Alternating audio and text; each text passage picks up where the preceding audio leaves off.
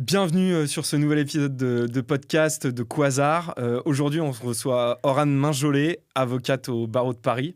Bonjour. Merci. Bonjour Orane, ça fait 2 ans qu'on se parle, même un peu plus sur LinkedIn. Et voilà, on se rencontre en vrai pour cet épisode-là. Je te laisse te présenter. Merci beaucoup. Donc moi, c'est Orane Minjolet. Je suis avocate au barreau de Paris depuis 5 ans maintenant. Avant d'être avocate, j'ai été juriste chez EY Société d'avocats. Et j'exerce principalement en droit des affaires, droit des sociétés, droit fiscal, à destination des entrepreneurs et des professionnels libéraux. La casquette de mon cabinet, c'est surtout d'être avocat d'avocat. Okay. Donc on a commencé comme ça en 2017 et maintenant on s'est un peu plus diversifié. Ok, très clair. Et ce qui est rigolo de noter, t'étais en quelle année à Kedge du coup, parce qu'on a fait J'ai commencé par une école de commerce, effectivement. Je suis rentrée là-bas en 2012, programme grande école, donc licence 3 jusqu'à master 2. Et c'est en école de commerce que j'ai découvert le droit. Au début, je pensais vouloir faire du marketing de luxe. Pas du tout. J'ai commencé les cours, ça m'a pas du tout plu. Et il y a que les cours de droit qui m'ont intéressée. Et donc, je me suis dit, maintenant que j'y suis, je fais l'école de commerce, je continue. Et ils avaient un double parcours juriste d'entreprise où j'ai eu l'opportunité de passer 6 mois à l'école des avocats de Bordeaux. Donc, à la fin, je pouvais être juriste d'entreprise, mais je me suis dit, ça me suffit pas, j'ai envie de continuer. Et là, j'ai postulé directement en master 2 de fac de droit. J'ai été prise à la fac de droit de Lyon. En ingénierie financière et droit des affaires. Et donc, j'ai fait ces 6 mois de fac de droit, ce qui m'a permis d'avoir 5 années de droit en 6 mois. Et c'est là que j'ai été contactée par EY Société d'avocats pour intégrer leur pôle fusion-acquisition. Donc, j'ai fait juriste, j'ai commencé junior, j'ai fini senior pendant 4 ans. Et EY m'a dit, par contre, nous, on veut que des avocats, on te prend en juriste. Mais par contre, il va falloir passer ton CAPA. Donc, je me suis dit, allons-y, du coup, vu que je suis là, autant le faire aussi. Et donc, j'ai travaillé de janvier à août en 2018 pour passer le CRFPA.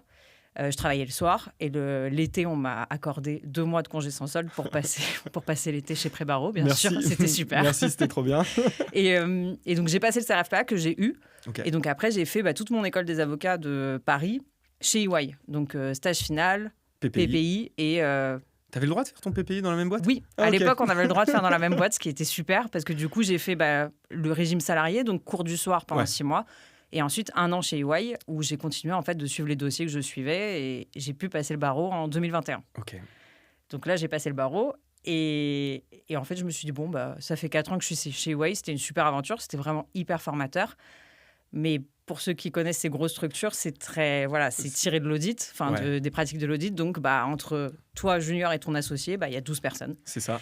Et donc, pour mettre vraiment le nez dans les dossiers, un dossier de A à Z et même parfois voir des clients, ça prend du temps. Il faudrait peut-être arriver jusqu'au stade de manager, donc 8 ans, pour pouvoir vraiment être en contact régulier avec le client et faire des offres, faire le métier d'avocat comme on le connaît. Donc, très formateur sur le fond. Mais une petite frustration à un moment de se dire j'ai passé le barreau, je suis avocate, est-ce que j'ai envie d'exercer comme ça ? Et là, je me suis dit non. Et donc, j'ai passé plusieurs entretiens. D'abord, par habitude, j'ai visé des gros cabinets, les gros cabinets. C'est en fait, souvent le cas de ceux qui sortent des Big Four. On reste dans les gros cabinets. Exactement. Et en fait, en entretien, je me suis rendu compte que ça allait être un peu pareil que ce que je connaissais.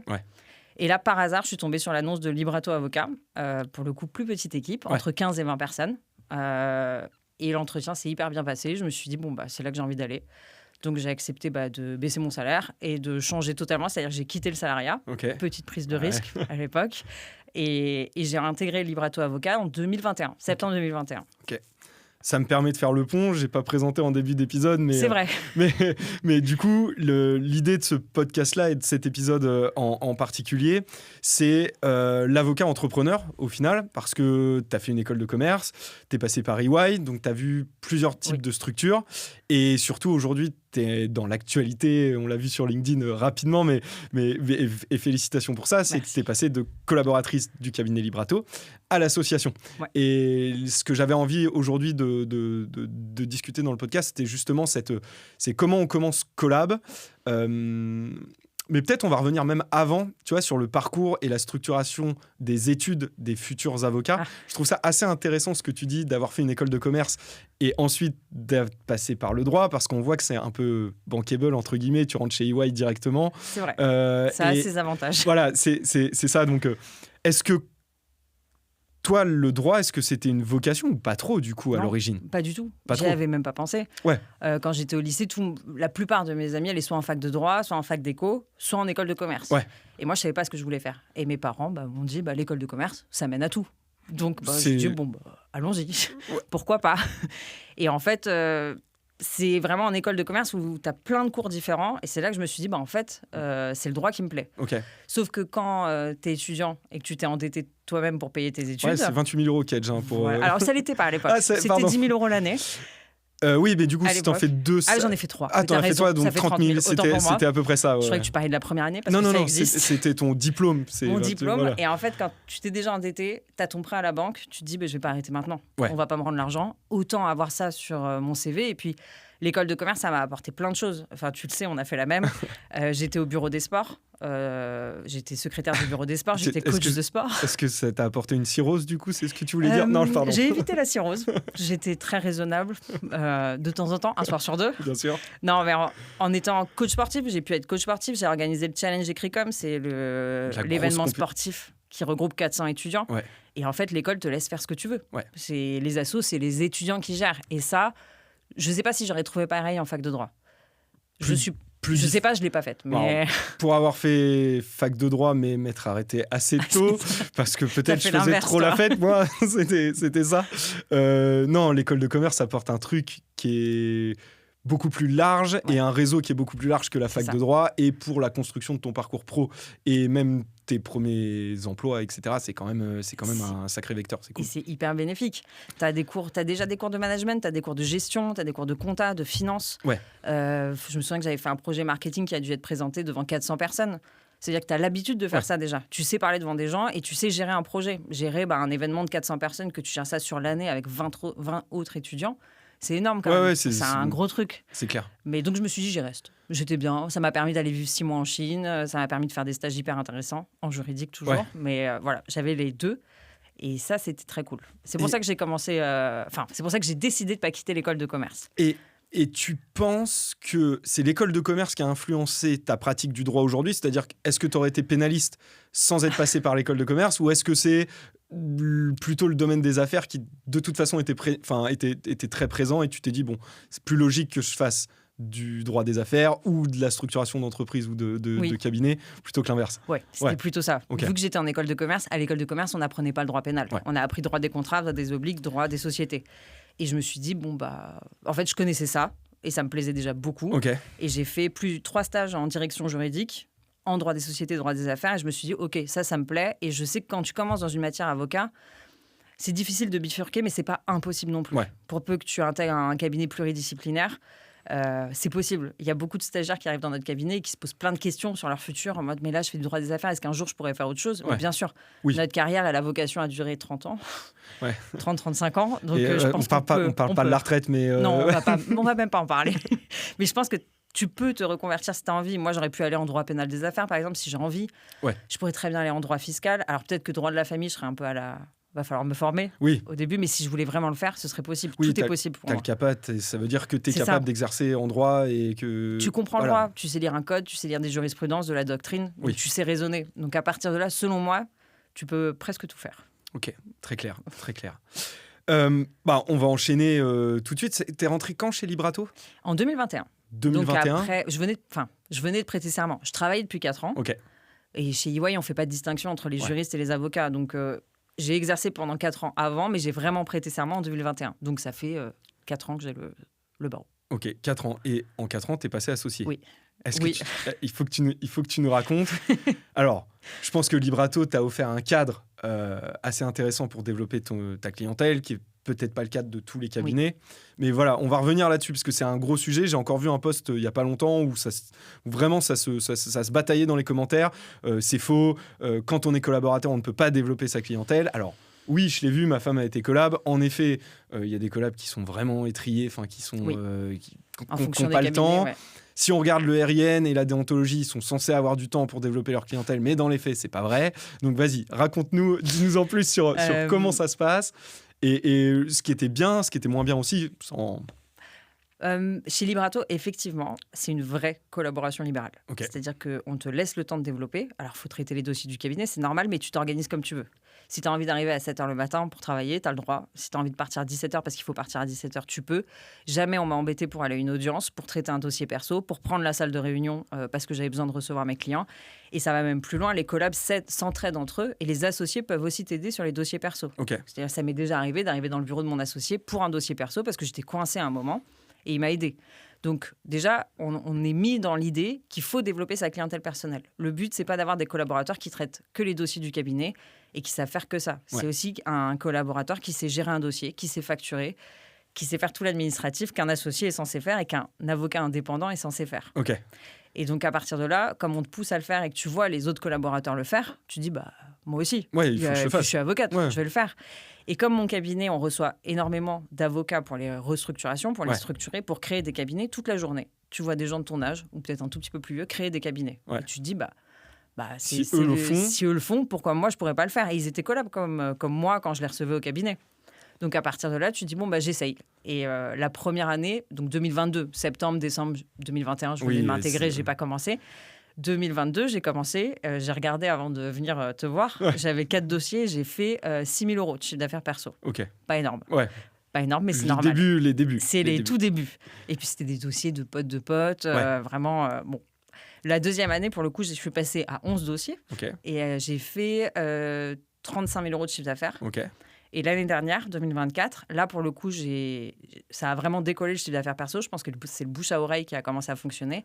Et là, je suis arrivée à 68 000 euros de chiffre d'affaires perso avec plein de dossiers. C'est quasi 100%. Oui, on va pas se mentir. Plus que 100%, mais si tu fais 100% d'augmentation de chiffre d'affaires chaque année, on va en parler de la notion de palier dans les chiffres d'affaires des avocats. Je prends juste ce que tu as dit c'était des dossiers de potes de potes. Mais en fait, c'est un truc qui est clé. C'est vraiment clé quand on se lance en tant qu'avocat et quand on lance sa structure. Il faut faire jouer son premier réseau. Donc, c'est les potes de fac qui peuvent être maintenant directeurs juridiques. Alors, pour les affairistes, s'il y en a qui sont directeurs juridiques, tant mieux, c'est trop bien parce que ça fait une clé d'accès, mais une porte d'entrée dans une DJ. Mais le réseau perso, il est important au début. Ah oui. Et il faut te faire connaître aussi. Parce que du coup, comme j'ai fait une école de commerce, j'ai quand même beaucoup d'entrepreneurs autour de moi. Donc, j'ai un vivier de clients, mais il faut qu'ils sachent ce que tu fais. Donc, il faut aussi communiquer là-dessus. C'est là que j'ai commencé à publier un peu sur LinkedIn et d'être un peu partout. C'est-à-dire, quand tu tapais Aurane Manjolet, tu tombais sur des trucs. C'était des articles, Call a Lawyer, Village de la Justice. Le but, c'est que les gens sachent ce que tu fais vraiment. Et communiquer, même envoyer des messages. Là, je viens de rentrer dans tel cabinet, je fais ça et ça. Et je me souviens que la deuxième année, ma meilleure amie m'a dit « Mais je comprends pas ce que tu fais, en fait. » Je me suis dit « Si même ma meilleure pote ne sait pas ce que je fais, c'est que je suis pas bonne sur la communication, il faut faire mieux. Okay. » Et il faut avoir un pitch rodé et faire bosser ton réseau, le premier réseau. Et puis même les membres de ta famille. Tes parents, ils peuvent te recommander. Ils rencontrent. Parce que quand tu te lances tes collabs, tu me parlais des directeurs juridiques, à 28 ans, peu de mes potes étaient directeurs juridiques. Oui, mais tu as peut-être des potes juristes ou... Mais voilà, il y a tes oncles, tes tantes, ta famille, tes potes, ceux que tu rencontres en after-work. Et il ne faut pas hésiter à parler et faut pas hésiter à parler de soi. Et avoir son pitch rodé, ça se travaille. Okay. Mais le réseau, oui, hyper important. Alors... Pour le coup, ma femme, elle est pénaliste. Du coup, c'est rare que mes parents recommandent Clémence pour un de leurs potes. Mais en droit des affaires, c'est plus simple. On se recommande plus facilement. Non. Mais ok, très clair pour ça. Si tu devais revenir sur alors, les 3 premiers mois de 2021, on va passer. Passons-les. Si tu devais revenir sur ce que tu as fait dans ta première année de collab, qu'est-ce que tu referais ? Qu'est-ce que tu referais pas ? On a commencé à mettre le doigt dessus, tu as rodé ton pitch, etc. Et là, c'est plus un point de vue pour les cabinets. Qu'est-ce que tu aurais aimé, si tu peux en parler, que le cabinet t'apporte plus dans ta formation en tant que collab ? Ou tu vois, qu'est-ce que les cabinets devraient faire pour justement permettre aux collaborateurs de générer du chiffre d'affaires ? Et j'en parle maintenant pour pas l'oublier. Est-ce que tu as été intéressé sur le chiffre d'affaires que tu as rapporté au cabinet ou pas ? Alors, ça fait beaucoup de questions. Je vais reprendre la première, ce que j'aurais fait ou ce que je referais et ce que je referais pas. Ce que je referais pas, c'est prendre n'importe quel dossier. Parce que c'est normal. Tu es jeune collab, tu as envie de développer ta clientèle perso, et là, tu te retrouves à dire oui à tout. Okay. Et il y avait des petits dossiers, des mini-consultations, des mini-rendez-vous. Des trucs à 500 balles. Rien du tout. Mais par contre, qui te prennent un temps fou, parce que c'est tes premiers dossiers, donc tu as envie de le faire vraiment bien, mais ça ne t'apportera rien. Rien derrière. Le client ne reviendra pas forcément. Je me souviens d'un dossier, un contentieux d'assurance. Un client qui voulait récupérer des sous de l'assurance ou qui avait mal payé son assurance. Et j'avais passé des heures carrées sur son dossier. Évidemment, j'étais jeune collab, je lui avais dit que je faisais un forfait pas du tout rentable, qui m'a pris beaucoup de temps et qui, au final, c'est pas ma matière. Droit des assurances, c'est pas ma matière. Donc, je me suis même pas formée pour mes clients du futur. Oui. Donc, ce que je referai pas, c'est prendre un peu tout ce qui passe. Okay. Et ce que je referai pas non plus, c'est fixer mes honoraires trop bas. C'est-à-dire que, en tant que jeune, peut-être petit syndrome de l'imposteur où tu te dis non, mais ça vaut pas vraiment ça. Il viendra pas, il travaillera pas avec moi si je le mets aussi cher que ce que ça vaut ou aussi au bon prix en tout cas. Hyper important ce que tu dis. Et je vais te poser la question du marketeur et du commercial que je suis. Pourquoi c'est important de bien fixer tes honoraires au début ? Pourquoi ? Parce que tu n'as pas l'impression de travailler à perte. Et quand tu as un dossier qui dure 6 mois, quand au bout de 6 mois, tu as l'impression de perdre de l'argent tous les jours, c'est vachement plus dur de se motiver à travailler sur un dossier. Parce que tu n'as pas l'impression d'être rémunéré à ta juste valeur. Et quand tu te lances, c'est difficile de rappeler ton client pour lui dire, en fait, il faudrait qu'on renégocie les honoraires. Exactement. Le deuxième truc que je voulais aborder avec toi, c'est comment tu vas dire à ton client que tu dois réévaluer le forfait ou que tu vas augmenter le coût de tes honoraires dans une relation longue durée. C'est ultra dur à faire et tu peux perdre un client et du coup, tu auras travaillé tout ce temps-là pour rien. Donc, c'est ça. Je suis assez d'accord sur la fixation des honoraires. Voilà. Il faut quelque chose qui soit juste et avec lequel tu es en phase. Et pour ça, au début, tu sais pas combien de temps à peu près va te prendre ton dossier parce que peut-être c'est ton premier pacte. Enfin, moi, par exemple, je rédige des pactes d'associés, j'en faisais pour mon cabinet. Ouais. Mais pour mon cabinet, c'est pas forcément moi qui fixe les honoraires ou qui regarde la facturation. Quand j'étais collaboratrice, maintenant, oui. Et donc, tu sais pas exactement combien de temps ça va prendre. Donc, tu vas peut-être avoir tendance à faire un pacte d'associés pour un prix dérisoire, mais sans t'en rendre compte. Okay. Et au bout de la 5e réunion avec tous les associés, tu te rends compte à quel point tu perds de l'argent. Et à quel point ça te prend du temps. Et le temps que ça te prend, c'est le temps que tu passes pas à développer et à travailler sur d'autres dossiers. Ouais. Mais en revanche, pour la revalorisation des honoraires, ça me semble bien et juste de dire à ton client que tous les ans, tes honoraires pourraient être réévalués. Et l'appeler au mois de janvier, lui dire, voilà, on travaille ensemble depuis X temps. J'ai gagné en expérience, vous êtes satisfait ? Plutôt que, je sais pas moi, 250 € de l'heure, désormais c'est 270. Ouais. J'ai vu des cabinets faire ce qu'on appelait les sommes engagées versus les sommes facturées. Et en gros, de dire à leurs clients, voilà, on a travaillé X heures dessus, mais ne sont facturés que X heures, juste pour lui donner une idée de la volumétrie en vue d'une renégociation de... Ça, on le fait aussi au cabinet, parce que parfois c'est du temps passé et... Le temps passé, c'est compliqué. Vis-à-vis de la relation client, c'est hyper compliqué. Et donc, oui, il peut arriver qu'on fasse un petit geste à la fin en disant, voilà, oui, effectivement, on a passé tant d'heures sur le dossier, mais on n'en facture que tant. C'est apprécié. On va redériver du sujet, tu vois, je rebondis dessus. Tu dis, c'est compliqué, la facturation au temps passé. Et pourtant, c'est encore une facturation qui est largement admise et largement établie dans les cabinets affairistes, tu vois. Et j'avoue que j'ai du mal à comprendre, sauf si vraiment tu sais pas vers où tu vas. Par exemple, là, j'ai un dossier où je dois relire des actes pour une session, pour les sessions de l'intégralité des parts d'une société. Ok.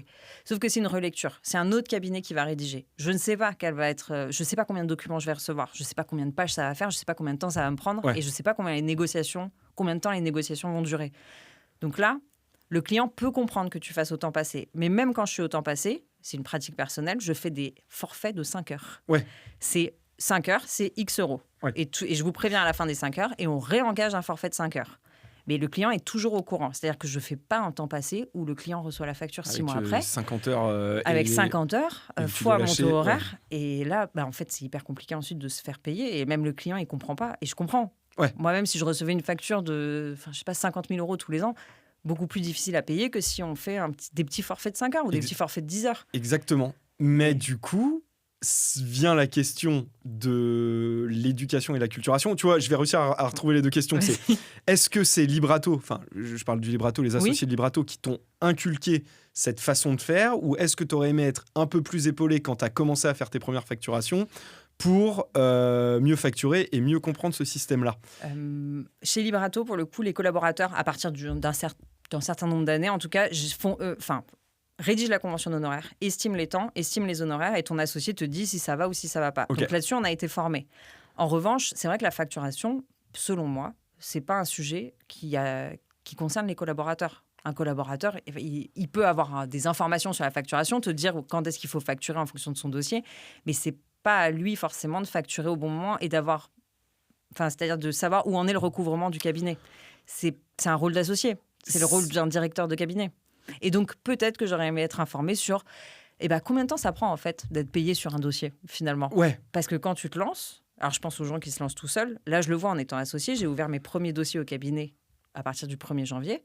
Mais en fait, le délai de règlement, le temps que tu travailles... c'est pas 30 jours ou 60 jours. C'est pas 30 jours ou 60 jours. C'est plus 90 ou 120, c'est clair. Quand tu lances ton cabinet, ce serait bien de savoir ça. Ouais. Donc, dans les cabinets, ce serait bien de peut-être former un peu les collaborateurs là-dessus, sur la facturation et le recouvrement. C'est ce que... Alors, tu vois, ce que tu dis, c'est pas la place du collab de savoir... de connaître les finances du cabinet. Ou de s'en occuper, en tout cas. Ou de s'en occuper, mais je pense que c'est hyper important, même dans ta place de collab, pour savoir quand tu te rends compte que ce que le client te demande, c'est déjà en dehors du forfait et que donc tu mets à mal la rentabilité du cabinet. Et je pense que c'est... Je parle pas pour des collaborateurs qui sont expérimentés, tu vois, des collabs qui ont 10 ans d'expérience. Il y en a qui s'installent pas parce qu'ils préfèrent la collaboration. Mais pour une première collab et une première expérience, je pense que c'est important que le cabinet te forme en fait à ces sujets-là. Et ça va contribuer aussi, et là je pense plus loin, à la réévaluation, à la hausse de la compétence et de la valeur ajoutée de l'avocat sur le secteur juridique. Tu vois, aujourd'hui, je trouve que les avocats, ils sont un peu en perte de vitesse et de reconnaissance par les justiciables. Tu vois, ils savent pas très bien valoriser le prix de leurs prestations, alors que des pairs, enfin, tu vois, tes associés, en formant leurs jeunes collabs, pourraient limiter cette perte-là. Tu vois, en se disant, tu vois, c'est dans cette logique-là, en fait, tu pourrais garder un secteur qui serait vraiment dynamique et où les gens savent bien facturer, etc., en les formant, mais c'est un peu trop cloisonné entre collaborateurs et associés. C'est peut-être trop cloisonné. Là, je sais qu'actuellement, au cabinet, on a une collaboratrice qui est très senior, et pour le coup, je lui demande. C'est-à-dire, je lui dis, on en est où du dossier ? Regarde sur le logiciel de facturation si on a été payé de la dernière facture qui est sortie en novembre. Parce que si le client te contacte depuis début janvier mais n'a toujours pas payé la facture de novembre, peut-être qu'on peut commencer par recouvrer la facture et ensuite retravailler. Mais alors, peut-être pas un collab junior, mais je suis d'accord avec toi. Si on formait les collaborateurs seniors, non seulement ils gagnent en autonomie, et tu trouves chez un collaborateur, ce qui pour moi est hyper important, c'est un collaborateur proactif. C'est pas juste quelqu'un qui produit dans les dossiers. Oui, sinon tu prends un juriste. Enfin, vous êtes juriste, t'as compris, tu prends un paralégal, tu prends... Voilà, mais alors qu'un collab, pour moi, un bon collaborateur, c'est un collaborateur qui est proactif, c'est-à-dire qui sait relancer le client au bon moment sans que l'associé ait besoin de lui dire il faut que tu relances tel client, et qui est vraiment impliqué dans ses dossiers. Et c'est aussi peut-être ça qui m'a permis, parce que c'était une de tes questions. On a fait un chemin énorme. qui permet aussi de devenir associé, ou en tout cas de pouvoir prétendre au poste d'associé en disant, voilà, moi, le cabinet, j'ai compris comment ça fonctionnait, j'ai compris comment fonctionnait la facturation, c'est moi qui relance les clients au bon moment. C'est-à-dire que l'associé peut se décharger sur toi. Et tu lui prends sa charge mentale. Je crois que c'est Lila Louise Maréchaux qui a fait un post LinkedIn là-dessus récemment, et elle avait totalement raison. Un bon collaborateur, c'est quelqu'un qui enlève la charge mentale de l'associé et qui sait être autonome. C'est ça. Parce que c'est un avocat. Quand tu as ton collab où tu dois lui dire tout ce qu'il doit faire comme s'il était en stage, fait, c'est du temps en plus. Alors que je le vois même moi au quotidien, tu vois, l'agence qui est un peu différent, mais je gardais beaucoup de choses pour moi à faire parce que je voulais pas déléguer. Tu vois, la notion de délégation, c'est hyper important. C'est hyper important. Je pense qu'on va en parler par rapport à ton nouveau statut d'associé où tu te rends compte que il y a des trucs qu'il faut que tu délègues parce que ça marche pas. Sinon, tu s'en sors pas. Et en fait, tu perds de l'argent quand tu délègues pas parce que des micro-tâches qui te servent, qui sont pas très pertinentes pour toi, tu vas les faire alors que tu devrais être justement sur le business, sur le développement du cabinet. Non, mais c'est totalement d'accord. Donc, mais c'est encore un autre sujet sur le management, la délégation, mais oui, c'est important. Okay. Et si on revient à ta première, donc 2022, c'est quoi les actions phares qui t'ont apporté ces 36 000 € que tu as fait de chiffre d'affaires en 2023, mais tu as planté les graines de ce qui s'est passé en 2024 avec 68 000 € de chiffre d'affaires, qui commence à être un chiffre d'affaires quand tu es encore collab, qui est plutôt intéressant. Enfin, ça met du beurre dans les épinards. Oui. Et du coup, en 2022, qu'est-ce que tu as fait, qu'est-ce que tu ne referais pas, et qu'est-ce que tu conseillerais du coup à des futurs collabs ? Alors, ce que je referais pas, je l'ai dit, les honoraires et prendre tout et n'importe quoi. Ouais. Et ce que je referais, c'est vraiment aller à des after-work. Ok. Il y avait Anomia à l'époque, qui faisait des petits déj et des soirées souvent, des apéros. Ça, j'y allais souvent, très souvent, parce qu'en plus, chez Librato, on était pour les professionnels libéraux, donc création, si on parle que des avocats, on fait aussi les médecins et les experts comptables, mais si on parle que des avocats, création de cabinet. Ouais. Et là, tu vas à un petit déj où il n'y a que des avocats qui ont prévu de lancer leur cabinet l'année prochaine. Ouais, donc toi, ta cible était là-bas. Oui, ma cible était clairement là-bas. Outre les pains au chocolat, c'était moins important. Et les after-work de réseau, par exemple, il y a un réseau de femmes avocates, 1900, le réseau 1900, c'est que des femmes avocates. Il y a le réseau Club Réseau où c'est des dîners tournants où tu fais entrée, plat et dessert avec d'autres confrères. C'est REZO? Ouais, REZO, c'est ça. Et en fait, il faut, selon moi, ce que j'ai fait correctement et que j'aurais même pu faire plus, mais bon, à un moment, je manque de temps, c'est d'identifier tous les réseaux dans lesquels tu peux aller et être partout. C'est être partout. J'étais sur Call a Lawyer, j'étais sur Village de la Justice, sur toutes les bases de données. Absolument toutes. En fait, tu te montres. C'est ton nom imprimé. Quand on te cherche, on trouve. Voilà. Et j'étais aussi au Barreau Solidarité. C'est le barreau de Paris où tu fais des permanences en mairie. Ça m'a pas apporté beaucoup de dossiers, mais par contre, c'est hyper formateur. Tu as des réunions, des rendez-vous de 30 minutes avec des justiciables qui ont des problèmes en droit des sociétés. Et tu les aides. J'ai fait la mission locale aussi où tu donnes des formations à des entrepreneurs. Donc, ça peut amener des dossiers. Est-ce que ça m'en a amené en 2022 ? Je ne suis pas sûre. Avec 6 000 € de chiffre d'affaires, c'est pas ça qui m'a amené des dossiers. Mais par contre, ça a aidé. Ça a clairement aidé pour 2024 parce qu'il y a des gens que j'ai rencontrés en 2022 qui m'ont recontacté en 2024. Le temps peut-être que le chemin se fasse ou qu'eux-mêmes aient envie vraiment de créer un cabinet. Et donc, ça prend du temps. Et il ne faut pas baisser les bras, mais il faut être partout. Ouais, c'est exactement ce que j'allais dire. Le truc qui ressort, et dans tout, que ce soit dans la production de contenu, que ce soit dans ton investissement, c'est déjà, il faut le faire un peu à fond. Tu peux pas le faire à moitié, je pense pas, pour développer ton truc. Et tu vas de toute façon devoir investir de ton temps perso pour réussir à développer ton business. Mais je crois qu'on l'oublie un peu trop, et c'est pas assez rappelé par des associés qui ont monté des cabinets. Quand tu es collab, même si tu es avocat, surtout à Paris, c'est concurrentiel et il faut s'investir et il faut travailler. Enfin, ça tombe pas tout seul non plus, quoi. Il n'y a pas de, y a pas de chance. Enfin, à moins que tu aies déjà un réseau incroyable parce que tu viens, je sais pas, tu as un réseau incroyable. Par exemple, voilà. Non, ça vient pas tout seul. Et oui, tu fais ta collab, c'est-à-dire que tu travailles pour ton cabinet de 9h à 20h, dans le meilleur des cas. Je parle pas des énormes cabinets, mais voilà, moi c'était 9h30, 20h. Mais par contre, le midi, dès que tu peux, tu fais un déjeuner avec un confrère, ou tu fais un déjeuner avec un réseau. Le soir, il y avait peut-être 3 soirs par semaine qui étaient pris pour des réseaux, des after-work, tu as les petits déj le matin. Les BNI. Oh alors, non, je ne me suis pas inscrite au BNI parce que c'était beaucoup trop tôt pour moi. C'est horrible, le BNI. C'est-à-dire que je suis très motivée, mais pas à 6h du matin. Et je pense que ça ne m'aurait pas apporté beaucoup de clients, vu mon état le matin à 6h. Donc, faut choisir ce qui te correspond aussi, bien sûr. Mais oui, c'est le soir aussi. Et puis, c'est pareil pour tes dossiers perso. Quand en 2024, mon chiffre d'affaires était de 68 000 €, oui, c'était le soir et le week-end. Ouais, c'est ça. Et oui, j'ai pas trouvé d'astuce. Il y en a pas. Parce que t'as pas une équipe pour travailler pour toi. Là, aujourd'hui, je suis associée, donc c'est vrai que c'est plus simple, c'est bizarre, mais j'ai l'impression d'avoir autant de travail, mais de mieux gérer ça. C'est-à-dire que je travaille plus de 22h à minuit, et c'est rare maintenant que j'ouvre l'ordinateur le week-end, sauf pour de la gestion, vraiment de la gestion. J'ai une collaboratrice qui est super et qui va produire sur les dossiers pendant que moi, j'essaye de développer, je relis ce qu'elle fait, je produis aussi encore dans certains dossiers quand même, parce que je reste avocate. Mais c'est beaucoup plus simple en étant associée. Mais par contre, quand tu es collab, tu veux développer, t'as pas le choix, il faut travailler. C'est le soir et le week-end, et souvent, il arrive que tu travailles pendant tes vacances.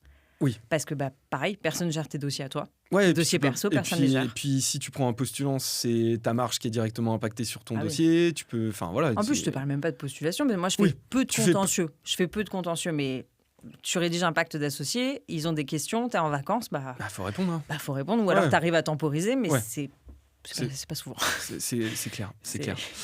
Et ce qui est l'autre chose, c'est la résilience. C'est qu'il faut pas baisser les bras. Faut pas baisser les bras et il faut gérer ton effort. Enfin, tu vois, t'as fait du sport, moi je fais énormément de padel, du vélo, de la montagne.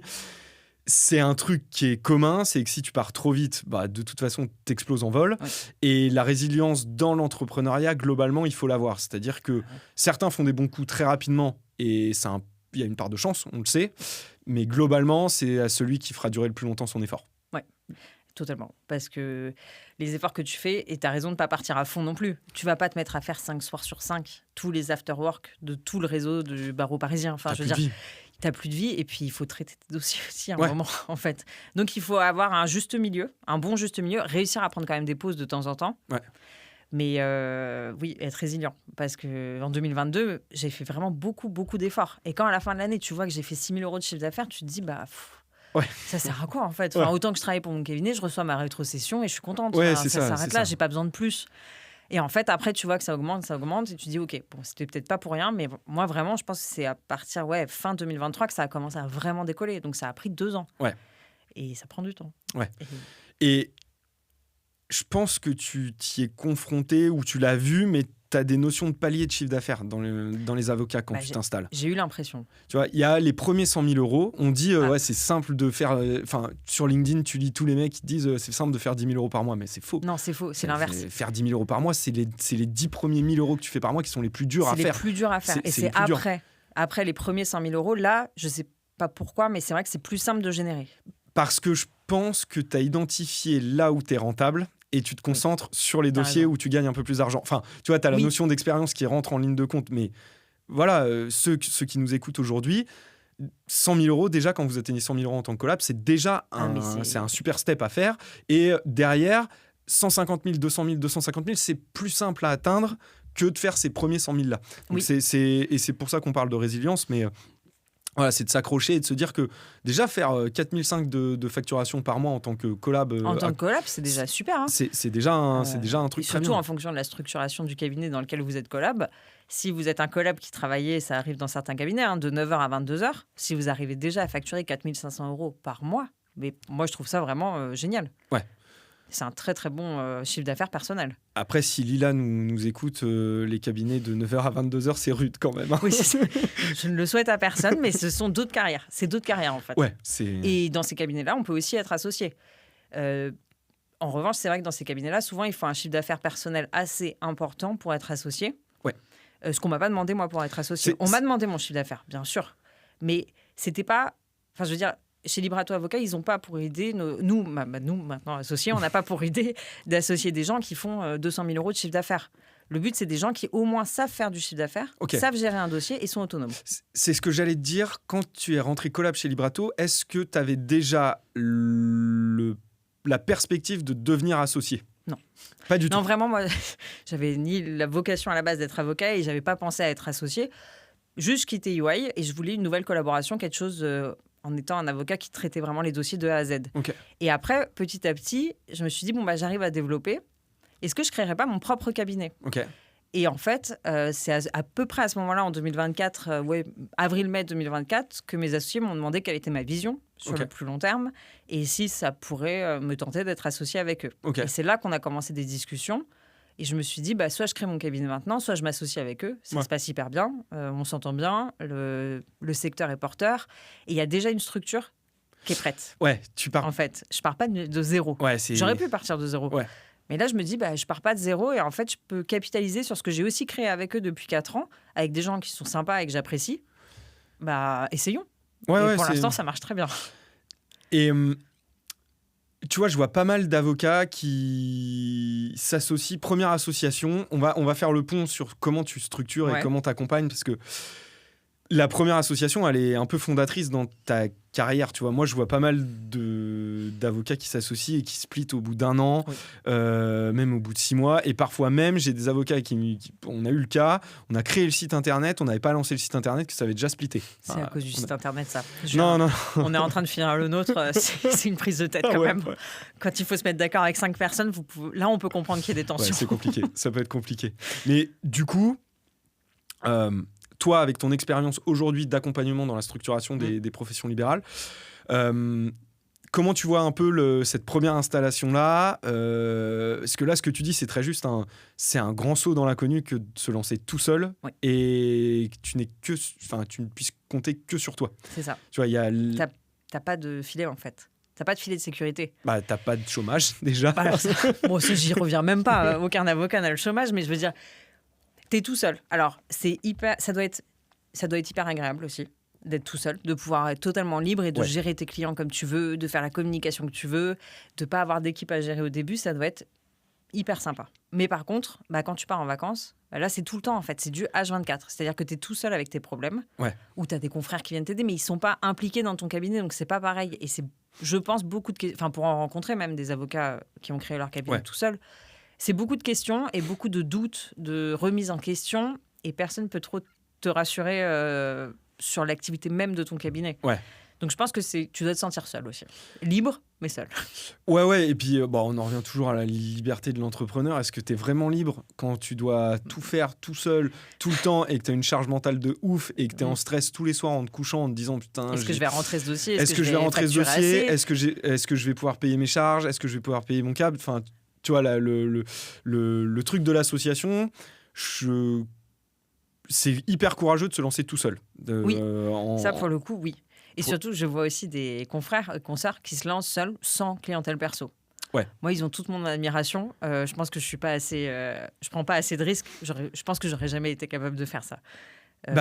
Ou alors une situation personnelle ou professionnelle qui t'oblige à le faire. Mais je trouve ça incroyable, et des gens qui fonctionnent très bien aussi. Mais ça prend du temps. Le temps que ton cabinet soit un peu rentable, c'est peut-être 1 ou 2 ans. Je te prends l'exemple de ma femme Clémence. Elle se fait virer pendant son congé mat de sa collab à Bordeaux. Du coup, dégoûtée de la collab, pas envie d'y retourner. Et c'est quoi le choix ? En fait, c'était de monter un cab. Donc, la monter avec une pote de promo, elle n'était pas toute seule. Mais tu pars de zéro dans le cabinet, sans clientèle. Surtout qu'elle faisait plutôt du droit du travail. Tu vois, dans l'ancienne collab, c'était pas ce qu'elle voulait faire. Plutôt du pénal, c'est ça le fait. Et voilà, du coup, pénal. Et c'était qu'est-ce qu'on a fait pour démarrer le truc et comment on a fait. Donc, les permes en pénal, c'est plutôt pratique pour ça, parce que ça te permet d'avoir ce petit truc-là. Mais tout de suite, le premier truc, ça a été de produire du contenu. Donc, c'est un site web, des articles de blog pour espérer être référencé et commencer à remonter. Et c'est un peu ce que tu dis, c'est de montrer un peu à droite à gauche, c'est rencontrer tel truc, récupérer tel dossier, voilà. C'est ça. Et faire parler de toi, que des confrères te voient comme la personne qui fait ça comme dossier. Moi, par exemple, quand j'accompagne des avocats, c'est souvent des confrères qui m'ont conseillé à d'autres confrères. J'ai créé des cabinets à 2 consoeurs, elles m'ont conseillé à un autre confrère qui veut créer un cabinet. Et donc, le bouche à oreille fonctionne quand même très bien, dans mon secteur en tout cas. Je sais que ça fonctionne très bien. Et justement, comment ta com a évolué, tu vois, depuis 2022 à aujourd'hui ? Est-ce que là... t'as fait, tu t'es montré, t'as publié sur le Village de la Justice, t'as fait des trucs comme ça.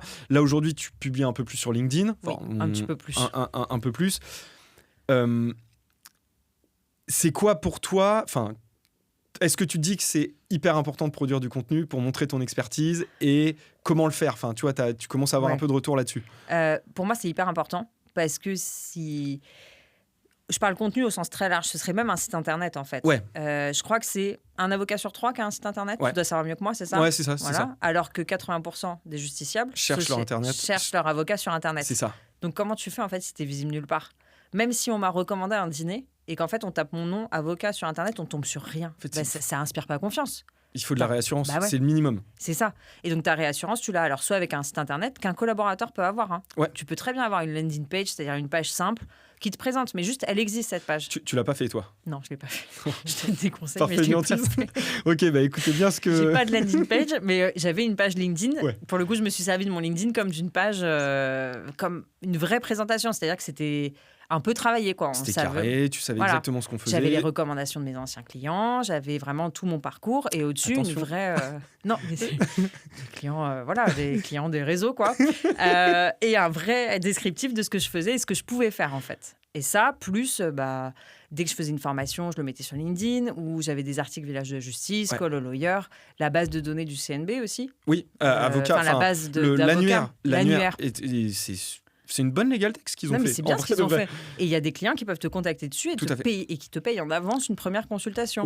Donc il faut que ta page elle soit carrée et que le client sache comment te trouver et que les filtres soient corrects. Voilà. Donc c'est identifié et c'est ça aussi. Du coup, on va bifurquer sur la partie structuration de cabinet. Est-ce que quand tu crées un nouveau cabinet, ou que tu accompagnes des avocats à créer leur nouveau cabinet, est-ce que tu as un petit volet stratégique où tu leur dis réfléchissez au domaine d'expertise et à votre niche, et tu vois, est-ce que tu as une partie un peu plus conseil au-delà du juridique, plus non, mais c'est trop large ce que vous allez faire. Enfin, non, ça va. Non, tu le fais pas. Si on nous demande des conseils, on va les donner. Ok. Mais pour le coup, non. On n'a pas ce volet stratégique-là. Il y a des gens qui font ça beaucoup mieux que nous. On n'a pas pris ce parti, en tout cas, de conseiller de manière stratégique. En revanche, on fait tout ce qui est formation sur la rentabilité du cabinet. Ok. Charge sociale, rentabilité, on est capable de dire à un client, là, vos locaux, ils sont peut-être un petit peu chers par rapport à ce que vous prévoyez. Ok.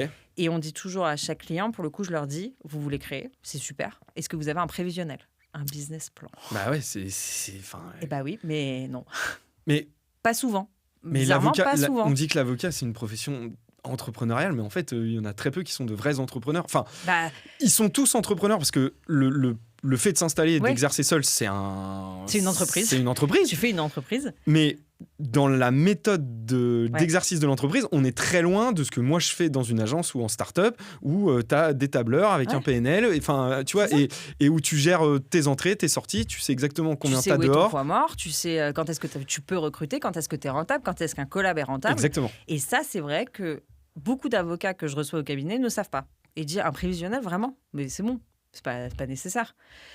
Et si. Et là, donc si. Pour le coup, on peut donner des conseils stratégiques et financiers, mais pas sur la communication. Ouais. On leur dit, c'est bien d'avoir un site internet avec la stat qu'on vient d'évoquer, mais au niveau communication, nous, on s'arrête là. Enfin, En tout cas, moi, peut-être mes associés le font en rendez-vous client avec leurs clients. Moi, je m'arrête là parce que la communication, c'est pas mon domaine d'expertise. Alors, pas forcément la communication, mais tu vois, d'expérience. Comment tourner le truc ? C'est pas de conseiller de dire si ton domaine d'expertise c'est le M&A, il faut que tu communiques comme ça, mais c'est si tu vois une structuration de cabinet où il y a du M&A, de l'immobilier, ou attends, j'essaye de trouver des domaines qui sont vraiment très éloignés. Tu vois, c'est M&A, droit de la famille. Ouais, voilà, tu vois. Et droit des étrangers. Ouais, exactement. Voilà. On a le cabinet pluridisciplinaire par excellence. C'est ça. Mais non, là-dessus. En tout cas, moi, personnellement, à mes clients, je ne donne pas de conseils là-dessus. Ok. Voilà. Mais sur rentabilité, faire une projection financière. Parce que quand tu structures un cabinet, quand tes clients viennent te voir, sur la structuration juridique, ça, pour le coup, ça, c'est bon. C'est mon expertise, je sais les guider là-dessus. Il y a aussi un autre point, c'est souvent, on parle rémunération. Surtout quand tu t'associes. Et là, c'est au moment où on parle rémunération, où parfois, on nous donne des montants de rémunération, et on leur dit « OK ». Mais vous prévoyez de faire combien de chiffre d'affaires ? Vous avez combien de collabs et vos locaux, ils sont à combien ? Et c'est en posant ces questions-là que là, tu vois qu'il n'y a pas de prévisionnel qui a été fait. Et ce serait bien. Et c'est là que tu commences à parler prévisionnel avec eux. Et tu as donc la structuration, mais tu dois avoir aussi les splits d'associés. Tu vois, j'ai aussi ça. Et ça impacte forcément ton expertise dans la structuration. Oui. C'est quoi les gros sujets de prise de tête entre associés et ce qu'il faut éviter quand on a l'idée de s'associer? L'argent. La première prise de tête, c'est l'argent. Okay. Alors, l'argent, sous toutes ses facettes. C'est un avocat qui apporte beaucoup de dossiers au cabinet, qui apporte beaucoup de dossiers à ses confrères, enfin à ses associés, mais qui n'est pas rémunéré pour ça. Ok. Voilà, parce qu'ils ont décidé de faire chacun un produit et chacun touche ce qu'il produit. D'accord. Le système Eat What You Kill. Ok. Sauf que s'il y en a un qui apporte énormément aux autres, au bout d'un an, ça le saoule. De ne pas avoir un petit retour sur investissement. C'est-à-dire que si tu apportes 200 000 de chiffre d'affaires et que tu récupères 0% de ce que tu as apporté, tu n'as plus envie d'apporter en fait. Non. Et tu n'as plus envie d'aller au resto. Enfin, tu as toujours envie d'aller au resto, mais tu n'as plus envie de recommander ton associé. En fait, pourquoi tu t'embêtes à faire du développement si c'est pour ne jamais avoir le retour? Il y a l'argent, cet argent-là, mais il y a aussi l'argent, les dépenses. Ce que ton associé dépense. Quand toi... Alors oui, tu invites quelques clients au restaurant, mais tu fais attention avec l'argent du cabinet. Donc parce que c'est 6 bouteilles de Moët et Chandon à la fin de l'année. La petite caisse de champagne qui arrive pas du tout au cabinet. Ou, je sais pas moi, le tableau qui est acheté avec la carte du cabinet, mais qu'on voit jamais au cabinet. Il y a eu des dossiers de contentieux comme ça entre associés où tu vois des trucs, tu comprends pourquoi les associés se séparent à un moment. Vraiment. Et c'est principalement l'argent. Et comment tu règles cette question d'argent, du coup ? Tu la gères en amont. Tu peux la gérer après. Mais une fois que le conflit est déclenché et que l'argent a été dépensé, de toute façon, c'est plus difficile. En revanche, dès le début, moi, ce que je fais, c'est que donc il y a les statuts ou la convention d'ARPI. On ne va pas rentrer dans le détail, mais tu as tes statuts qui sont publics. OK. Et à côté, tu fais un pacte d'associés ou un règlement intérieur. Tu as les deux. Où tu fixes tout. C'est quoi les charges communes? C'est quoi les charges individuelles? Elles sont payées comment? Est-ce que tu as des objectifs? Est-ce que ta rémunération est fixée en fonction de ton chiffre d'affaires ou en fonction aussi du temps que tu passes à la gestion et au développement du cabinet? qui gère quoi dans le cabinet. C'est-à-dire, toi, on peut faire un truc qui tourne, mais la première année, toi, tu gères le RH, toi, tu gères la com, toi, tu gères la trésorerie, enfin la finance, le recouvrement, toi, tu gères les locaux. Mais que tout soit écrit. Si tout est écrit, au moins, tous les mois, et je conseille aussi une réunion d'associés par mois. À minima. Ce serait plus, c'est bien, mais bon, à minima, et on évoque tous ces sujets-là. Le recouvrement, les collaborateurs, quand il y en a un qui va mal, comment on fait, et surtout l'argent. On prévoit surtout l'argent, et on prévoit, dans mes règlements intérieurs, je prévois ce qui se passe en cas de sortie. Quand est-ce qu'on fait le cut-off, ce qui a été payé avant par le cabinet, est-ce que l'associé rembourse, s'il ne rembourse pas, comment on gère ce genre de choses. Et une enveloppe de frais. Donc, sujet numéro 1, l'argent. Et sujet numéro 2 la gestion. C'est-à-dire la frustration pour certains associés d'avoir l'impression de faire beaucoup de choses pour le cabinet et que ces associés, eux, ne le font pas. Quand ça arrive. C'est un peu intuitif personné. Enfin, ça veut dire que tu t'associes peut-être pas avec les bonnes personnes au sein du cabinet. C'est que chaque avocat a sa manière de travailler. On est quand même une profession hyper individuelle. On a beau créer des cabinets, tu as quand même ton portefeuille client, tu as quand même ton équipe. Surtout en harpie, où tu as un pot commun et un chiffre d'affaires séparé par... Alors, c'est pas parce que tu es en harpie que chacun ne touche que son chiffre d'affaires. Oui, tu peux en mettre dans la structure. Tu peux mettre et tu peux très bien décider d'une grille de rémunération qui est comme ce que tu aurais en CELARL ou en CELAS. Ça, c'est pas... la grille de rémunération, tu la fixes dans n'importe quelle structure. Mais non, tu sais pas quand tu vas t'associer avec quelqu'un. Enfin, je veux dire, moi, je les connais, mes associés, parce que j'ai travaillé 4 ans avec eux. Donc, je connais leurs qualités, leurs défauts, je les connais et je les ai acceptés en m'associant. Si tu t'associes comme ça, avec un confrère que tu as rencontré ou parce que tu as l'opportunité, tu connais pas ton associé. Et donc, c'est important d'écrire sur le papier. Toi, tu gères la RH, toi, tu gères ça. Parce que si tu prévois rien, peut-être que ton associé, il adore développer. C'est un super producteur, c'est un super apporteur, mais par contre, il touche pas une bille dans la gestion du cabinet et c'est toi qui te retrouves à tout faire. Donc forcément, toi, tu produis moins et tu développes moins. Parce qu'en fait, c'est toi que les collabs viennent voir, c'est toi qui t'occupes du recrutement, ça prend du temps. C'est toi qui fais la communication sur les réseaux sociaux, qui gère le site internet. Et du coup, tu n'as plus le temps de faire le reste. Et donc, à la fin de l'année, si en plus, tu as une grille de rémunération qui est en hit what you kill, c'est-à-dire que tu ne touches que ce que tu produis, ça, c'est la deuxième source de conflit entre associés, voire de séparation. Les deux principales. Donc quand même, conseil, c'est de connaître à minima la personne avec qui tu t'associes et de faire limite une grille de compétences. Oui, c'est marrant que tu parles de ça. On a un exercice qu'on fait faire à nos clients quand ils veulent s'associer. On leur fait faire une matrice. C'est une matrice, un carré tout simple. C'est ce que j'attends de mon associé, ce que j'attends de mon associé, ce que je recherche chez un associé, ce que je n'attends pas, ce que je ne recherche pas. Et en fait, chacun remplit chacun de son côté. Et du coup... Et ensuite, on parle de ce qui se passe. Et donc, ça permet de mettre le doigt sur ce que tu veux vraiment de ton association. Est-ce que tu veux une liberté totale et chacun gère sa vie Et dans ce cas-là, tu prends un assistant qui va peut-être gérer tout l'administratif du cabinet. Si au contraire, tu cherches Ça m'est arrivé en rendez-vous, il y en a un qui disait « je cherche à ce que ce soit mon ami ». Que mon associé soit mon ami, l'autre, c'était pas du tout le cas. Ah ouais, putain, c'est dur. C'est dur, mais au moins, tu le sais dès le début. C'est mieux de le savoir tout de suite. Après, ils se sont quand même associés, juste, ils ont su qu'ils seraient pas amis. Voilà, c'est pas grave. Putain, le mec, il te le sort comme ça autour d'une table, c'est un peu rude, du coup. Non, mais en gros, c'était ça. Je n'attends pas, je crois que c'était une phrase, genre, je veux pas faire de barbecue avec mon associé ou je veux pas partir en vacances avec mon associé. Ouais, mais c'est bien aussi. Voilà. Et donc... un petit exercice comme ça, quand vous pensez vous associer avec quelqu'un, un petit exercice tout simple. Ça peut permettre d'éviter des problèmes derrière. Et de mettre les choses vraiment à plat. Et dans les séparations, ça impacte forcément le droit, tu vois. Comment tu gères... Comment tu continues de produire pour tes clients, tu vois, c'est des étapes qui sont assez difficiles, etc. Tu as dû voir des trucs où comment tu gères le conflit. En fait, c'est plutôt comment tu gères le conflit entre associés dans un cabinet, notamment quand tu es jeune, quand c'est ta première association et que ça se pète la gueule au bout de 3-4 ans. Tu vois, c'est rude de se dire, OK, j'ai bossé pendant 4 ans, j'ai tout mis dedans et je repars de zéro. Tu vois, est-ce que tu as des tips à donner, tu vois, comment gérer ce truc-là, comment gérer les conflits, en fait, une fois qu'ils sont là. Comment gérer les conflits et anticiper l'inévitable qui va être la séparation. Comment tu commences à récupérer ta clientèle? Comment tu fais Alors, normalement, pour récupérer ta clientèle, c'est pas censé être un problème. Tu es dans un cabinet d'avocats, si tu as correctement organisé les choses, tu as un logiciel de gestion et on sait à qui appartiennent les dossiers. Même si c'est un autre associé, on sait qui est l'apporteur.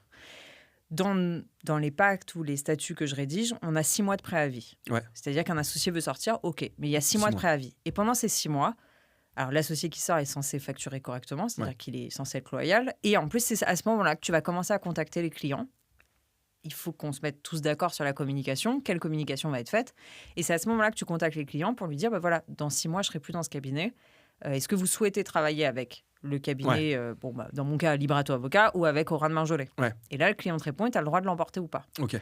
Normalement, un avocat connaît ses dossiers. Tu connais tes clients. La plupart de tes clients te suivent. Bon. Donc... Ça ne marche pas dans tous les cabinets, je le sais très bien. Là, je connais mon prisme et les cabinets que j'accompagne. Et je sais que ça ne se passe pas comme ça dans des très gros cabinets. Mais tu es quand même censé connaître ta clientèle et il y a un fort intuitu personnel. Donc, normalement, ton client, il te suit. Normalement. Mais c'est toujours pareil. Comme quand tu fais ton pacte d'associés avec tes associés, c'est de l'anticipation. C'est ça. Et du coup, quand tu sens que ça part en vrille, c'est d'anticiper cette situation. Tu préviens les clients. Le retrait, on prévient les clients. Dans les pactes que je fais, il y a déjà un modèle de mail, le modèle de communication qu'on va faire aux clients, qu'on peut toujours modifier le jour où il y a conflit, mais au moins on a une matrice, on sait exactement. En fait, c'est une feuille de route. À partir du moment où ça commence à se tendre, tu essayes de concilier, tu essayes de parler, et si la discussion ne fonctionne pas, tu prends le guide qui s'appelle le pacte d'associés, tu prends les étapes une par une et tu déroules.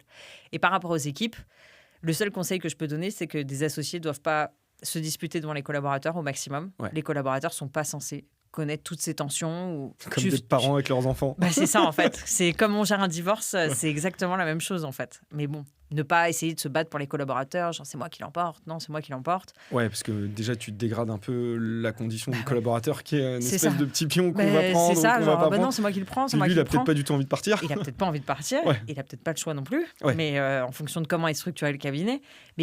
Ou aussi déjà parler avec ses collaborateurs au moment où on notifie son retrait, et que si un associé travaille qu'avec un seul collaborateur et que ce collaborateur a vocation à le suivre, peut-être en parler tout de suite. Pas attendre que le mot se répande dans le cabinet et que ce collaborateur ne sache même pas s'il va être licencié. C'est horrible pour travailler. Si tu viens le matin, savoir où il va aller, en fait, dans un an. Donc, en fait, c'est essayer d'avoir une communication avec ses associés, ce qui peut être dur en période de crise, et ne pas hésiter à faire appel à des conseils. Il y a plusieurs cabinets à Paris qui gèrent ce genre de conflit entre associés, professionnels libéraux, et il ne faut pas hésiter à faire appel à un conseil tout de suite, avant que tout s'envenime. Oui, parce que souvent, ça part d'une incompréhension. Souvent, et en plus. En fait, c'est très dommage de détruire un cabinet qui peut continuer de tourner en réglant le problème. Et puis, même vis-à-vis des clients, si vous avez 2 associés qui se tapent dessus et qui gèrent un même dossier client, là, ça peut être catastrophique pour la relation client. Tu peux perdre le client, du coup. C'est ça. Et puis, le dossier du client peut en pâtir, parce que si aucun des deux a décidé de rebosser sur ce dossier, ou au contraire, ils se battent pour savoir qui va bosser sur le dossier et ils doublent les procédures, le client n'a pas à pâtir de ce genre de conflit. Et un truc qui est important, et je le vois beaucoup, moi, dans les sujets marketing et communication, tu vois, on a parlé de la répartition des tâches au sein du cabinet. Je pense que quand un associé est responsable d'une tâche, il faut que les autres associés ne le fassent pas. On est d'accord. Totalement. Parce qu'on se retrouve à avoir des processus de décision. Tu parlais du site web. Vas-y, raconte-nous un peu l'expérience, parce que ça me... Non, mais ça s'est bien passé. Ça s'est bien passé, le site internet. Mais c'est juste que on se met à 5 autour d'une table et on n'a pas les mêmes goûts. On n'a pas la même manière de communiquer. On a des âges très différents. Moi, je suis la plus jeune, j'ai 31 ans. Le plus âgé, c'est Christophe Thévenet, qui a 58 ans. Oui, donc un site à la Bold entre... Pour si Christophe, c'est un peu trop peut-être novateur. Un peu trop novateur, un peu trop pas assez sérieux. Et en fait, on n'a pas les mêmes goûts, on n'a pas la même manière de communiquer. Donc, il faut justement réussir à trouver le juste milieu pour que tout le monde soit content. Et c'est pas toujours facile. Non. C'est juste ça. Et il faut faire des compromis. Et ça, en fait, plus on en parle, plus je me dis l'association, c'est un couple. C'est des compromis à faire. Et parfois, il faut lâcher. Parfois il faut lâcher sur des trucs et c'est juste, ça prend du temps, le site internet. Je m'attendais pas à ce que ça prenne autant de temps de faire un site. Alors tout dépend. Alors les textes, c'est souvent le plus long, quand tu dois faire ton contenu, c'est clair. Après le design, etc., s'il y a une vision globale du cabinet, on est censé nous réussir à la retranscrire assez rapidement. Ça, c'est pas le plus dur. Non. Mais choisir quelles vont être les catégories, comment on présente les équipes, comment on fait les bios, les textes aussi. Parce qu'on a décidé pour le coup de se répartir les textes à 5. C'est une très mauvaise idée. Oui, il n'y aura pas d'harmonie dans les rédactions. Ne le faites pas. Voilà. N'écoutez pas le conseil d'Oran. Ne faites pas ça. Ne faites surtout pas ça. Et effectivement, c'est exactement ce qui s'est passé. Quand tout le monde a rendu ses textes, ça allait pas. Ça allait pas parce que moi, je parle pas de la même manière que mes associés. Et c'est pas moins bien ou mieux. C'est juste différent. Et là, je vais taper sur l'agence concurrente. L'agence aurait dû vous donner des guidelines. Mais ils nous ont donné. Ah non. L'agence a été super. C'est-à-dire qu'ils nous ont donné un questionnaire avec des questions. Enfin, oui, des questions. Et ensuite, les textes à rédiger. Puis on s'est réparti ça. Parce qu'on s'est dit ça prendra moins de temps plutôt qu'il y en ait un seul qui le fasse et qui prenne trop de temps. C'est impossible. Bon, on apprend tous les jours. Et ça, c'était une belle marge d'apprentissage. Yes. Et au final, ça a pris un petit temps. Et à la fin, au final, on a été 2 associés à gérer le site internet pour que ce soit plus efficace. Et on présentait à nos associés, nos 3 autres associés, toutes les 2-3 semaines, les avancées. C'est exactement le bon fonctionnement. Si vous êtes dans un cabinet en train de vous structurer et que vous voulez avancer vite sur la com, c'est vous donner le sujet communication à un associé qui gère ça et qui fait des reportings. Et mais sinon... Maintenant, on a trouvé notre manière de faire pour la communication. Exactement. Pareil pour le recrutement. Maintenant, je suis en charge du recrutement avec une autre associée. On fait passer les premiers entretiens, on fait le retour à nos associés, ils nous disent oui ou non, on continue. Si nécessaire, on fait passer un dernier entretien avec les autres associés. Mais voilà, il y a quelque chose qui est géré et en fait, c'est ce que je te disais, c'est réparti. Chacun a sa tâche et bien sûr, on fait des reportings aux autres associés. Nous, on a une réunion par semaine d'associés. Donc la communication est assez fluide. Ok, très clair. Plus un groupe WhatsApp, plus les emails. Donc la communication, on communique très bien. Mais oui, c'est important de se répartir les tâches correctement. Ça ne marche pas à 5 têtes sur le même sujet, ça ne fonctionne pas. Non, c'est compliqué. Non. Surtout que les avocats ont quand même pas de l'orgueil, mais tu vois, il y a un truc de vouloir imposer une certaine vision de temps en temps et de pas en démordre. Et tu te retrouves dans des situations de blocage où tu fais, mais là, on se bat pour un point-virgule qui est posé là, il n'y a pas de sujet en fait. Et c'est une perte de temps. Parce que la virgule, elle n'a pas forcément son importance. La sortie du site internet, le recrutement, ça, c'est important. Exactement. Donc, ou le comportement avec les collaborateurs, tu vois, qui impacte la marque employeur globale. Enfin, tu vois, il y a des sujets qui sont importants. T'as raison. Exactement. Et juste pour là, les auditeurs et tout, c'est quoi, si tu peux en parler, c'est quoi les trucs les plus what the fuck que tu as vus en prise de tête entre des associés? Je sais pas si tu peux en parler ou sans donner trop de détails pour pas sans donner trop de détails. Alors, c'est pas moi qui l'ai vu ce dossier, c'est un de mes associés qui s'est retrouvé en conciliation devant l'ordre pour un sujet financier qui ne dépassait pas les 400 €. Honnêtement, c'était un sujet de papier. Des ramettes de papier. Des ramettes de papier. Donc, toi, tu as consommé trop de papier, je te mets... C'était l'idée. L'idée était là. Et en fait, ça montre à quel point c'était pas le sujet des ramettes de papier. Non, fini dans leur tête, la tête des personnes qu'on a accompagnées, c'était pas ça le problème. Non, t'as un truc beaucoup plus profond qui est derrière. C'était beaucoup plus profond, mais voilà, tu me demandais le plus what the fuck. Moi, j'ai trouvé ça impressionnant. Après, j'ai aussi eu des cabinets qu'on a accompagnés où il y avait un associé qui faisait passer les Happy Meal de ses enfants le dimanche soir. Sur le cabinet. Bon, est-ce que c'est... Enfin non, c'est pas bien. Ne le faites pas. D'un point de vue comptable, ça marche pas non plus. Ça fonctionne pas. Voilà. Bon, en fait, c'est des sujets... Enfin, c'est même pas what the fuck, c'est juste... Mais quand tu dis dans c'est un... humain. Ouais, en fait, t'as raison, c'est un couple, parce que c'est des sujets de discussion, de discorde que tu pourrais avoir un couple. Comment gérer l'argent en commun. Ouais, c'est ça. Voilà, monsieur va pas acheter des costards alors qu'on a du mal à faire les courses tous les jours. Ouais.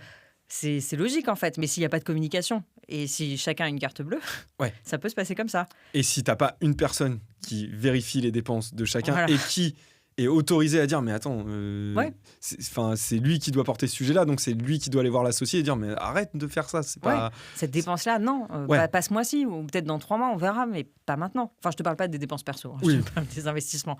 Et alors nous, pour le coup, on a une responsable administrative et financière qui est en charge de ça. Ça, on l'a délégué à quelqu'un. Et on va presque terminer là-dessus, mais dans les fonctions support clés d'un cabinet qui peut se permettre quelques fonctions support, tu vois, même part-time ou quoi, qu'est-ce que tu conseillerais pour que les avocats qui souhaitent se lancer, s'associer, qui ont un peu de moyens ou quoi, puissent vraiment se concentrer sur le développement de leur business au détriment de fonctions, tu vois, qui sont moins utiles administratives? C'est assez intéressant comme... Moi, je conseille... comme on a, nous, un responsable administratif et financier, c'est-à-dire une personne, nous, c'est Sandrine, qui gère la facturation, le recouvrement, les relances clients et tout ce qui est important pour le cabinet, mais que nous, on n'a pas forcément le temps de gérer, c'est-à-dire les relations avec la banque, les relations avec la copro pour nos locaux, les contrats de travail des juristes, les contrats de collaboration. Voilà. Nous, on a Sandrine qui gère ça, donc très argent et administratif, et un assistant. Un assistant qui va répondre au téléphone, qui va ouvrir la porte, qui va imprimer les dossiers de plaidoirie, qui va envoyer les courriers. Faire tes bordereaux de pièces. Voilà, c'est ça. Ça, c'est pour moi les 2 principales fonctions pour que toi, tu produis sur tes dossiers, avec ou pas ton équipe, mais au moins produire sur tes dossiers et développer. Tu peux te concentrer au moins à fond là-dessus. Et ça peut fonctionner en freelance. Enfin, tu peux très bien recruter un RAF et un assistant qui est en freelance. Et on en revient au sujet encore de l'argent, tu vois, qui est pour les entrepreneurs, qui est quand même un truc qui est le nerf de la guerre. Si t'as pas de trésor, c'est des tensions chaque fin de mois. Si tu connais pas ton BFR, en fait, tu peux avoir une boîte rentable, mais toujours dans le dur au niveau de la trésor. Et ce que tu dis sur le RAF, enfin sur le responsable administratif et financier qui fait les relances, je sais pas combien il y a d'argent de sortie chez Librato, mais je vois des cabinets qui me parlent de leurs problèmes de trésorerie alors qu'ils ont facturé 150 000 euros et que c'est toujours pas été récupéré parce que les mecs ne payent pas. Mais c'est pas que les mecs ne payent pas, c'est que l'avocat ne fait pas les relances qui sont nécessaires. Parce que moi, je suis horrible sur les relances, c'est-à-dire que si je suis pas payé dans le délai que j'avais demandé, en fait, ça m'énerve. Bah oui, mais c'est normal, t'as travaillé. T'as travaillé, t'es censé être payé, juste tu relances, quoi. Mais ils ne relancent pas. Et pour moi, pour le coup, peut-être le seul petit sujet IA qu'on aura aujourd'hui, pourquoi ne pas automatiser ? Je crois qu'il y a des logiciels. Alors moi, j'ai pas ça au cabinet, mais je crois qu'il y a un logiciel de facturation. Jarvis, voilà, exactement. Tu interroges Jarvis. Fait un podcast en plus avec dis-moi avec Alex, exactement. Là, Alex a mis une fonctionnalité dedans. C'est dis-moi quels sont les dossiers qui n'ont pas été encore encaissés ce mois-ci, et il te sort l'état de tes encaissements et il te dit voilà. Et après, c'est quand même ultra simple de faire un petit modèle de mail. Bonjour, la facture. T'as tout compris, c'est ça. Je pense même que ça doit être automatisable. Oui, mais c'est l'envoi de mail, ça doit. Je pense que c'est automatisable. Tu peux te dire, c'est carrément automatisable. C'est-à-dire que si après 30 jours, tu n'as toujours pas eu le règlement et que tu pourrais faire partir automatiquement. Et tu vois, j'avais un podcast aujourd'hui et juste avant où on a parlé justement de l'IA et de l'apport de l'IA dans le juridique. Et en gros, moi, ma vision était que là, dans les 2 prochaines années, certes, la recherche juridique va être facilitée par l'IA. Il y a plein de trucs qui vont sortir, notamment chez les grands éditeurs. Mais peut-être que la première brique, elle va être sur la productivité. Genre te faire un digeste de tous les mails que tu as reçus dans la journée, te les résumer, te mettre une notion d'urgence dans les mails, recevoir les pièces, faire une pré-analyse des pièces, les trier dans des dossiers et te dire, ça c'est tout le sujet pacte d'associés, ça c'est le sujet statut, ça c'est le sujet, etc., etc. Et rien que ça, je pense que c'est là-dessus peut-être que l'IA peut avoir un impact. Je suis totalement convaincu de ça. Il y a plein de choses qu'on fait au quotidien qui n'ont pas de valeur ajoutée. Un avocat, ça doit. Enfin, là, depuis que je suis associée, je pense que je reçois 60 mails par jour. Je vais pas passer 2 fois une. Enfin, si, je le fais du coup. Parce que sinon, mais si je pouvais ne pas passer 2 fois 45 minutes dans ma journée, c'est une fois en fin de matinée, une fois en fin de journée.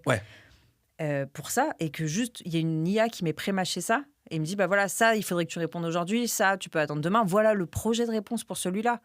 Le client qui me demande son cabis, voilà, l'IA m'a déjà pré-rédigé, j'ai plus qu'à mettre le cabis. Et si en plus on pouvait inventer une IA qui va chercher dans mes dossiers et qui trouve le cabis, ça marche. Là, je serais très heureuse. Restez connectés, on va peut-être essayer de sortir un produit comme ça, encore une nouvelle boîte, alors que j'avais dit que j'arrêtais de créer des boîtes. Mais... Il faut que tu crées cette boîte. Non, là, en vrai, on en parle rapidement. Là, on va sortir un tampon numérique, tu vois, pour les bordereaux de pièces, pour organiser les pièces, etc. Mais on va un peu plus loin, c'est qu'on va faire un tampon intelligent où en fait, tu as une pré-analyse des pièces que tu mets dedans, qui te fait un résumé et qui va t'ordonnancer tes pièces en fonction de la thématique. Et en gros, en fait, l'idée qu'on a derrière, on l'a construit avec des avocats qui faisaient beaucoup, qui aidaient beaucoup les justiciables victimes d'arnaques crypto-monnaie et d'arnaques bancaires, où tu as des gros dossiers avec plein de pièces pour justifier que là, c'est vraiment pas toi qui as fait cette dépense-là. En fait, le besoin qui était derrière, c'était de dire, je voudrais, quand je passe à un autre dossier pendant 4 jours, quand je me remets sur ce dossier-là, être capable de retrouver exactement par un court résumé que telle pièce est dans tel dossier, etc., etc. Tu vois. Et du coup, et en fait, c'est là où on s'est dit, en fait, il y a une vraie brique et qui n'a pas été trop préemptée par les éditeurs de productivité grâce à l'IA, tu vois, de pré-réponse au mail. Le client qui va te demander où en est son dossier, en fait, il passe par un chat et en fait, tu as un état de dossier qui est renseigné et le chat va automatiquement répondre au justiciable en lui disant votre dossier a été traité. La dernière fois qu'il y a eu une intervention dessus, c'était il y a 2 jours. Donc, Par contre, ça peut être. On pourra peut-être mettre des petits garde-fous. Il y a 2 mois, mais non. Oui, voilà, c'est ça. Il y a 2 jours, mais on a fait des tests là-dessus, tu vois, des petites automatisations où en gros, on est capable de fluidifier la relation client et de fluidifier la productivité de l'avocat sur des trucs comme ça qui sont plutôt pratiques, quoi. Et puis tu vois, les avocats, ça dépend des pratiques, mais on envoie souvent le même mail. C'est souvent les mêmes mails qui sortent. Ouais. Donc nous, on a une bibliothèque de modèles de mails. Ouais. Et tu les adaptes. Oui. Et si en plus c'est une IA qui peut nous faire tout ça, c'est encore mieux. Et dernier truc, c'est plus pour ma culture perso, est-ce que vous avez un CRM au sein du cabinet ? Oui. Un vrai CRM ? Non. Ah, voilà, tu vois, la deuxième question, c'était j'ai un CRM, un vrai CRM ? Non. Alors, je pense que quand tu me dis un vrai CRM, c'est vraiment toute la liste des clients, les contacts et où est-ce qu'on en est du dossier, où est-ce qu'on l'a rencontré. Ouais. Ok, donc non, c'est pas un vrai CRM. J'ai bien la liste de mes clients, j'ai bien la date d'ouverture du dossier, les diligences qui ont été faites dans le dossier. Ouais. Après, où on l'a rencontré, non. Donc, tu l'utilises pas, par exemple, pour envoyer une newsletter ou inviter à un événement. Donc, en gros, mon point, il était là-dessus et je voulais finir là-dessus parce que c'était... Tu savais que j'en avais pas. Mais non, mais c'est un sujet aujourd'hui, le business développement, tu vois. Le BD, c'est un truc qu'on entend beaucoup parler dans les cabinets. C'est un peu la chimère, tu vois. Oui, on fait du BD. Mais en fait, faire du BD, c'est assez simple, tu vois. Déjà, c'est si tu as une base de données qui est installée, c'est déjà relancer tes clients, faire un petit mail en dehors du classique vœu, c'est essayer de voir si quand tu as un directeur juridique qui a changé d'entreprise, c'est dire ah bah tiens, j'ai vu que tu étais passé chez Orange par exemple, est-ce que tu as des besoins, comment c'est staffé au niveau avocat, est-ce que vous avez des trucs, et ce truc là ça passe par la base de données, et beaucoup trop d'avocats aujourd'hui dorment sur de l'argent parce qu'ils exploitent pas leur base de données, etc. Voilà. Je suis d'accord avec toi. Là, par exemple, on rentre dans la période d'approbation des comptes. Les avocats en droit des sociétés pourraient très bien, s'ils avaient un CRM, contacter les clients à qui ils ont créé des sociétés l'année précédente ou 3 ans avant. Exactement. Et ce ne serait pas si compliqué. Ou créer une newsletter. Qui sera envoyée 2 mois avant l'approbation des comptes, va refaire un petit focus sur l'approbation des comptes et dire, au fait, si vous avez un besoin, vous pouvez nous contacter, on vous accompagnera. Mais je pense qu'en plus de tous tes outils, tu devrais créer des formations en gestion du temps pour les avocats, parce que nos journées... et ça, pour le coup, depuis que je suis passée associée, je me rends compte, c'est la gestion du temps est dure. Je suis en train de suivre une formation en gestion du temps. C'est pas facile. Tu as l'impression de sauter d'urgence en urgence et tu as beau avoir ta superbe to-do en début de journée. C'est rare que tu arrives jusqu'au bout de ta to-do entre les appels, le collaborateur qui a besoin d'aide, la petite merde qui arrive au cabinet mais qu'il faut gérer tout de suite. Mais c'est la notion de productivité pure et dure. Voilà. Alors nous, à l'agence, on est organisé en mode agence, donc tu vois la notion de batching, c'est tu t'alloues. Oui. Au lieu du multitasking, tu fais pas du multitasking, tu fais du batching. Voilà. Et en fait, chez les avocats, c'est un peu comme nous en créa ou quoi. Le multitasking, c'est hyper frustrant parce que on commence plein de tâches qui certes avancent, mais on livre rien. Exactement. Vraiment, on n'arrive jamais à vraiment livrer, sauf à un moment de la semaine ou à un moment du mois, on arrive à sortir toutes les petites tâches qu'on avait commencé, on se dit j'ai fait tout ça. Cool. Sauf que si on s'était concentré 1 heure sur la tâche à faire, elle aurait déjà été faite et la to-do, elle se dépile. Ouais, donc il y a un sujet, je le vois sur les cabinets qui sont structurés, ils l'ont un peu moins parce que les avocats sont pas trop parasités par les tâches annexes ou périphériques. Ouais, je vois ce que tu veux dire. Mais les petites structures où tu fais ta com, ta compta, ta com, ta gestion administrative. Tu peux faire ta compta aussi, même en tant qu'associé, parfois il faut prendre tes tickets et il faut suivre. Le seul conseil que moi j'ai à donner là-dessus, c'est vous faites votre emploi du temps de la semaine ou 3 jours avant et vous dites que le jeudi matin de 9h à 11h, vous allez produire votre contenu, que de 11 et on sacralise quelques temps sans rendez-vous ou on coupe son téléphone parce qu'au final, il n'y a jamais... En fait, les vraies urgences, il n'y en a jamais vraiment. Des vrais de vrais, non. Je suis d'accord. Surtout que je suis pas pénaliste. Donc, je veux dire, j'ai personne en garde à vue le matin. Ouais, c'est ça. Donc, normalement, j'ai pas d'urgence comme ça. Et ce que tu dis est très juste. Moi, je me suis sacralisée le mardi, mercredi, jeudi matin, sans rendez-vous. Et c'est le moment où je produis sur mes dossiers. Exactement. C'est-à-dire qu'il n'y a rien d'autre. Ouais. Parce que, à un moment, il faut bien produire aussi. Ouais. Le vendredi après-midi, c'est la communication. Et le lundi matin, c'est facturation, recouvrement et gestion de la semaine. Ouais. Donc, c'est courageux de commencer par ça. Comme ça, c'est fait. C'est une bonne vision. Le vendredi après, je ne pourrais pas faire ça. J'aurais plus aucune motivation et ça fonctionne à peu près. Ouais. Ça fonctionne à peu près. Les collaborateurs avec lesquels je travaille, ils ont accès à mon agenda. Ils voient que ça, c'est des blocs et tu n'es pas censé me mettre un rendez-vous à ce moment-là. Ouais. Donc, au moins, le reste du temps, c'est des rendez-vous. Et pendant ces moments-là, et je sais que ça paraît incongru pour un avocat, mais le portable est coupé. Et ma boîte mail aussi. Ouais. J'ai pas ça. Et en fin de matinée, j'ai 45 minutes de traitement des emails. Mais bon. Je te dis ça, j'ai encore des petits écarts, bien sûr, Ouais, forcément. mais ça Non, fonctionne pas mal. Bah, mais trop bien, trop bien. Bah écoute, Oran, on arrive au terme de cette petite heure et quart. Franchement, merci. C'était Avec plaisir. bah, dans l'esprit de Quasar, c'était speed, c'était bien. On a rebondi sur plein de trucs, donc trop cool.